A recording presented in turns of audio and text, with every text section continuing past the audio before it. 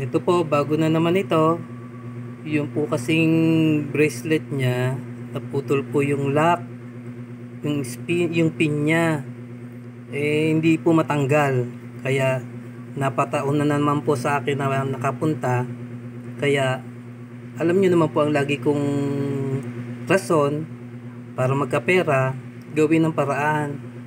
Yan po, papakita ko lang po sa inyo ha. Ito po yon po kasing itong relo niya, naputol po yung pin dito sa dulo. Sa dulo po nito naputol po yung pin, kaya bumara po siya.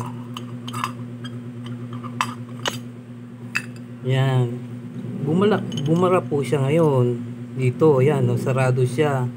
Ang gagawin niyo po dyan, lalagyan niyo po ng fluid, tapos sabihan niyo po yung may-ari mga 10 minutes pataas, ibabad niyo po siya hanggat hindi niyo nakikitang natutunaw na yung mga nakakapit sa kanya dun sa may butas.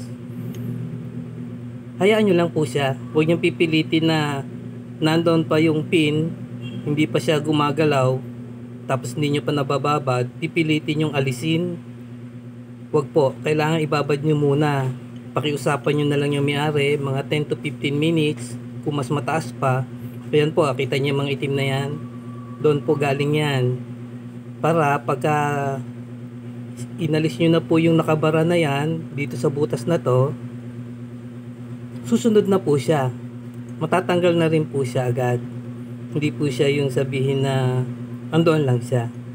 Kaya na panibagong tulong ko po sa inyo yan.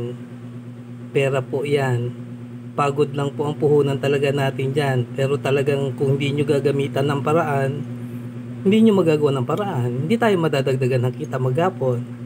Kaya iisipin nyo po. Kaya binibigyan ko kayo lagi ng advice sa katulong na bawat problema ng relo, pag-aralan po ninyo kasi mapapakinabangan nyo po yan in time talaga. Tulad po nito, di kikita na po ako dito. Pag natanggal ko na ito at nalagyan ko ng bagong pin, ito po, naganda na po ako ng pinailalagay sa kanya. Yan, mahaba po yan, puputulan ko na lang para maistapat dun sa yun sa gitna na yon, may butas na yan sa dulo.